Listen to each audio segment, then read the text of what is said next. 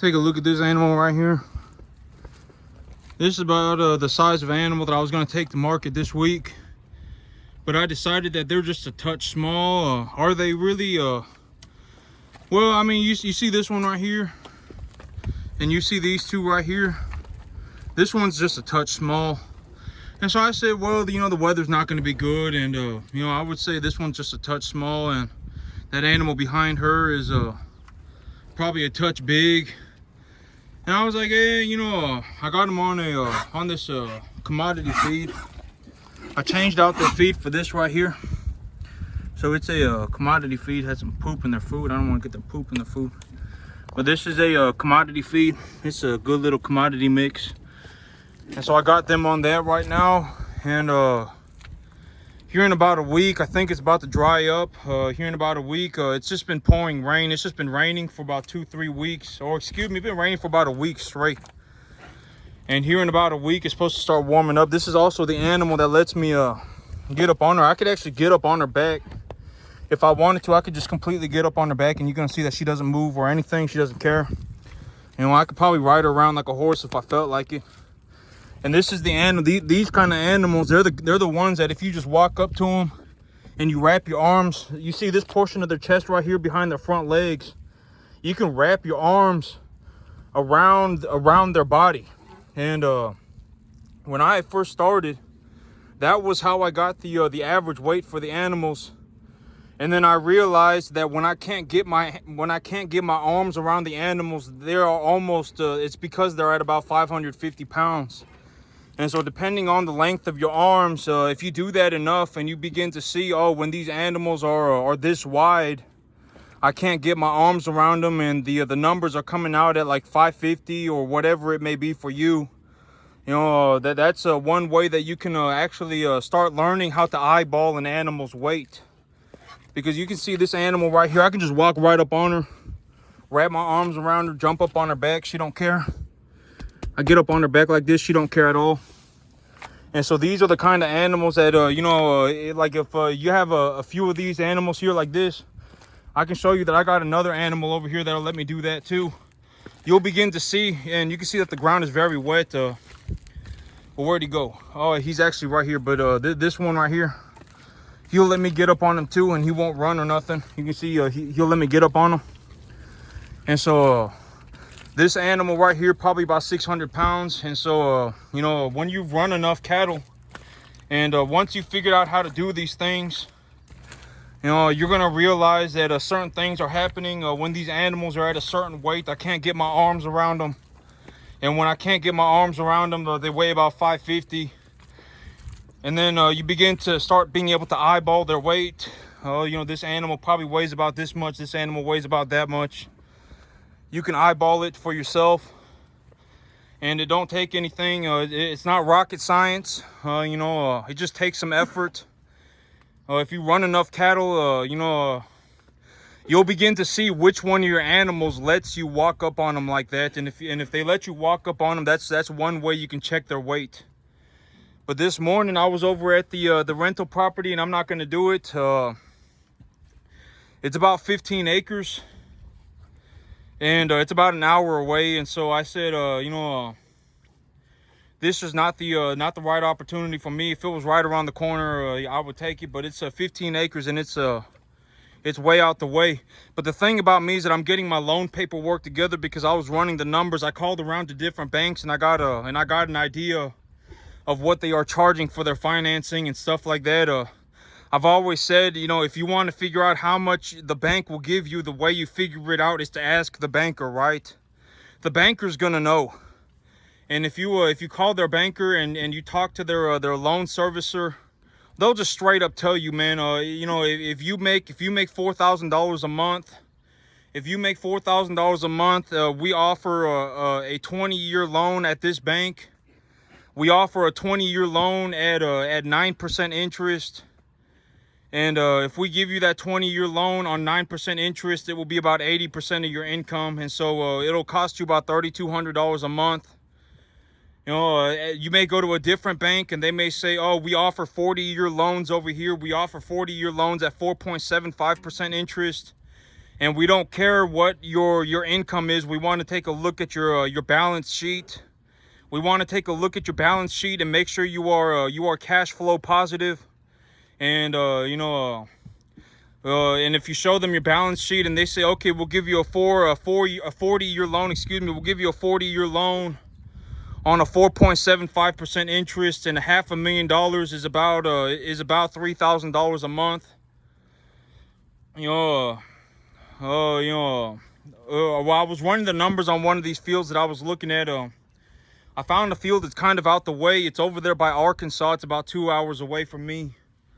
And the lady, her husband died, and her husband was the one who was growing hay on that field. And she said that she's got over, I think it's like over 200 acres, and she just doesn't. She herself is not wanting to farm that land anymore. She said it was largely her husband's responsibility. He was always out there fertilizing it and growing hay on it, but he recently passed away. And so she's selling it for real cheap. And if I got a good loan on that, I could purchase about 70 acres. It's $275,000. And a $275,000 loan on a 40-year term for 4.75% interest is like less than $1,500 a month. And so I'd have to double check my numbers, but it's somewhere. I was looking at a different property, and it was about $350,000 for 50 acres, and it was just a complete agricultural field. And I was running the numbers on that, and I believe that field is about $1,500 a month.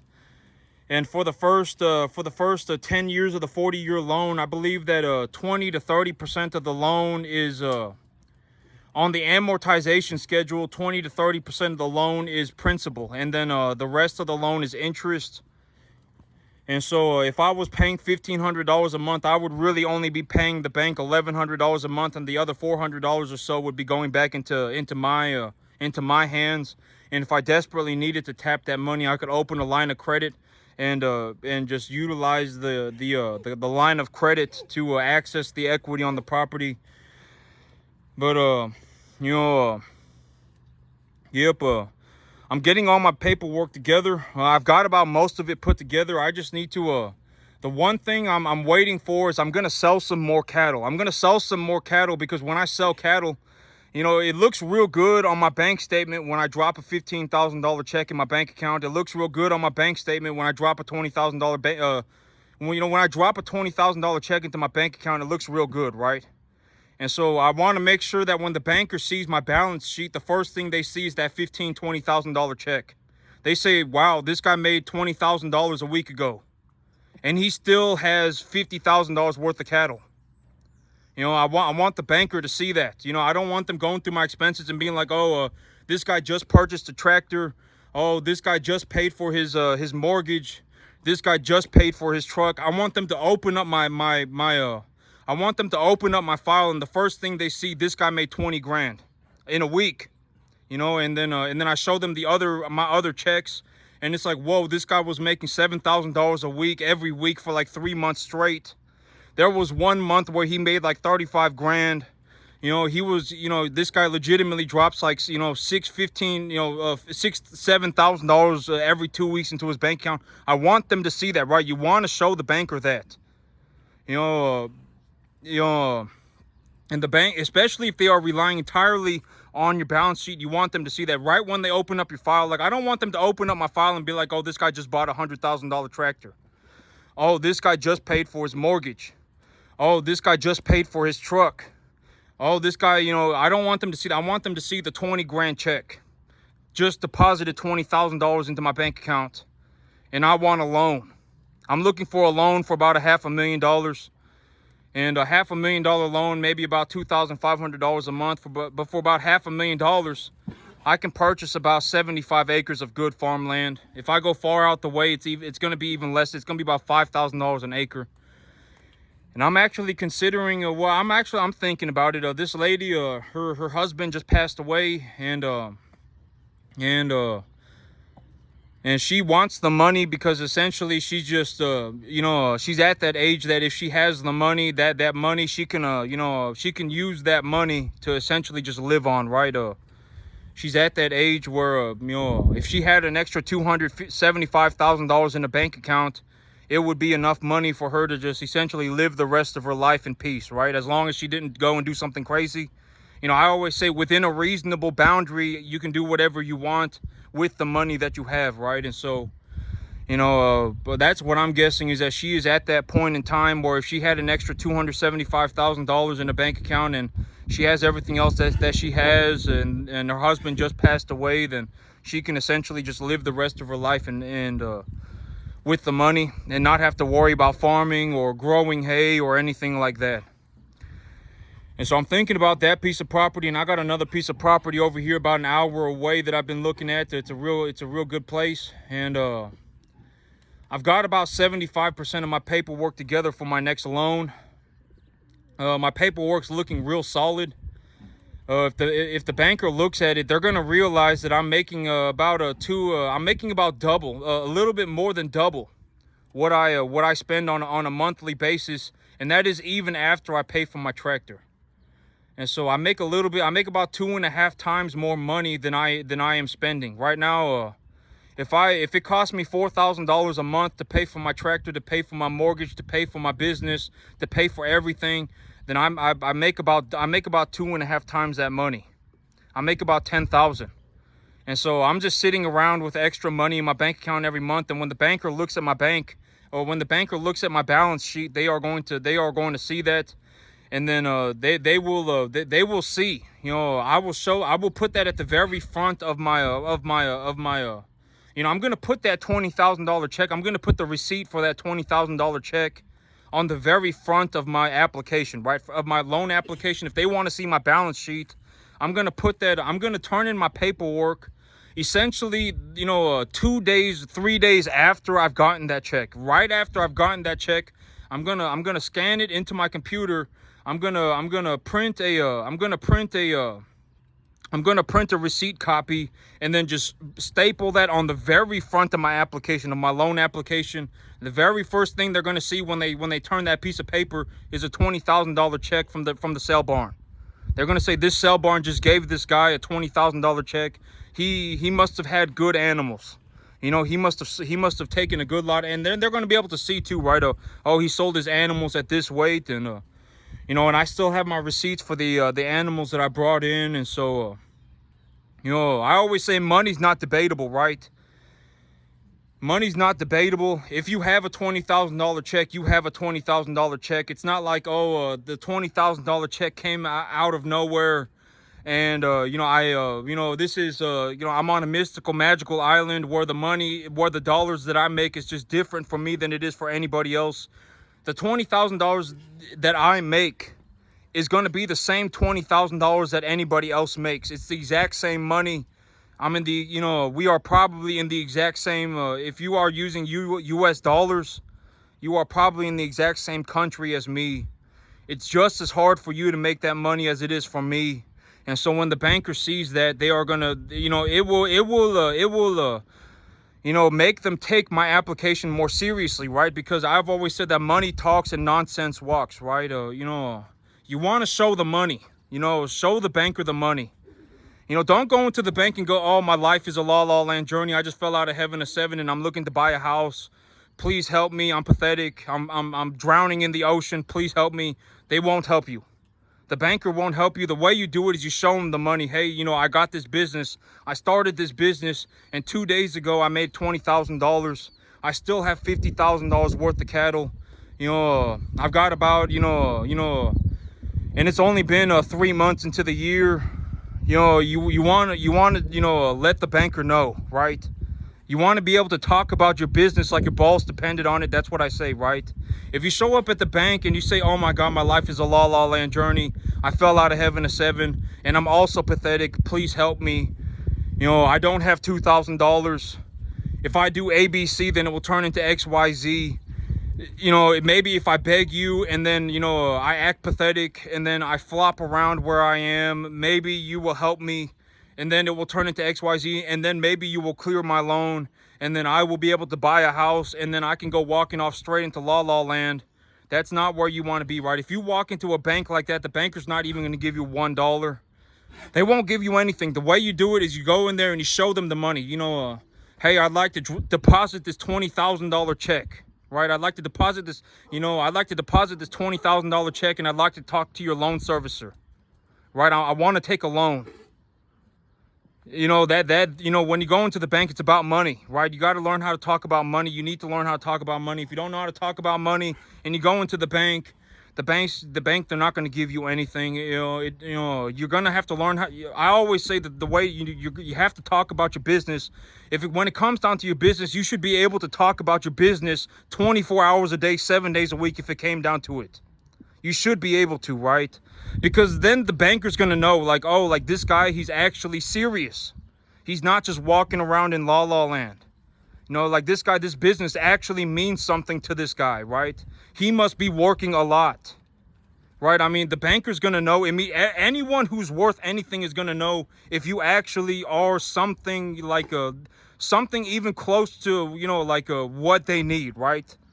Like if the banker is looking for somebody who is making, at least 120% of the loan amount or whatever, or they are looking for, the banker is looking for, the banks are there to give loans, right? The entire idea of a bank, the banks are not there to hold on to your money.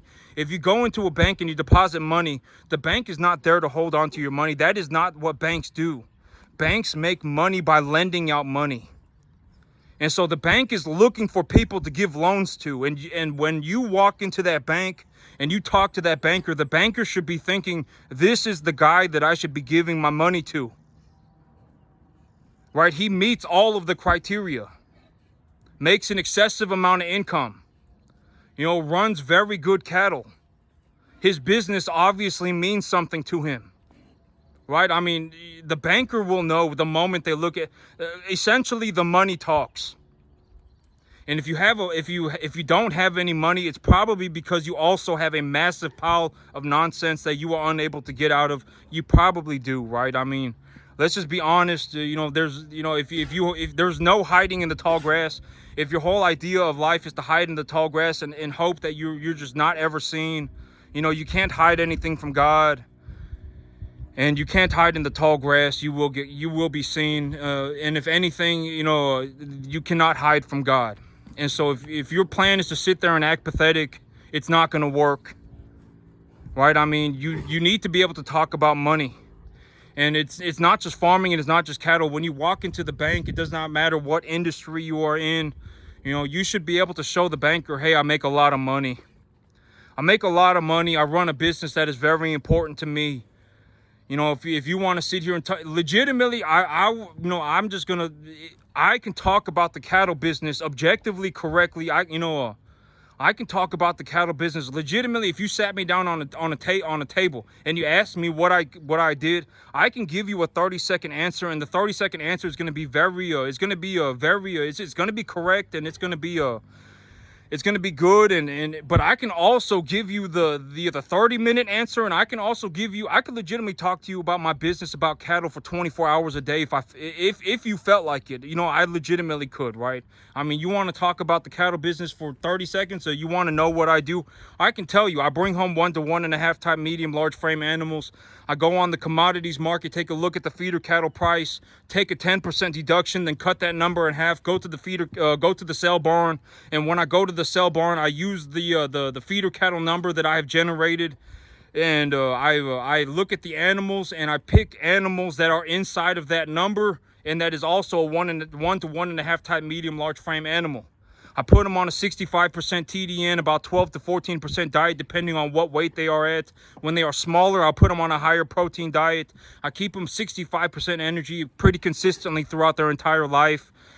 And I also grow grass, and the winter wheat that I grew last year, I was growing it and I put the cattle on it a little early. And when I put the cattle on it a little early, my grass was coming in so good that I actually had an animal die from eating too much grass.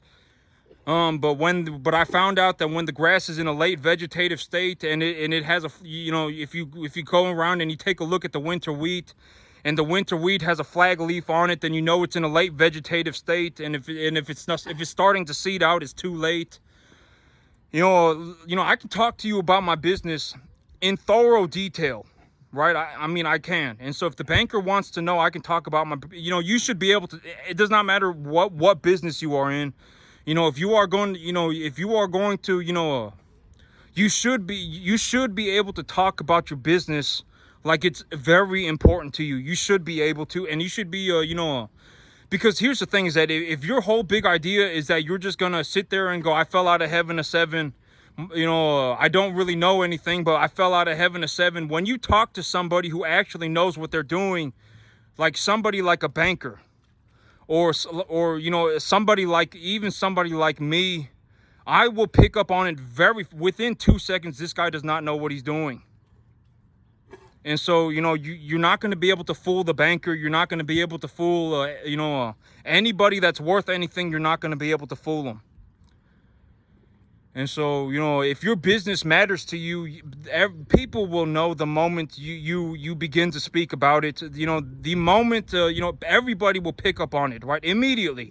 Like, this guy's business must be very important to him. He also makes a lot of money, you know, etc., right? But that's it for me today, YouTube. Y'all have a good one.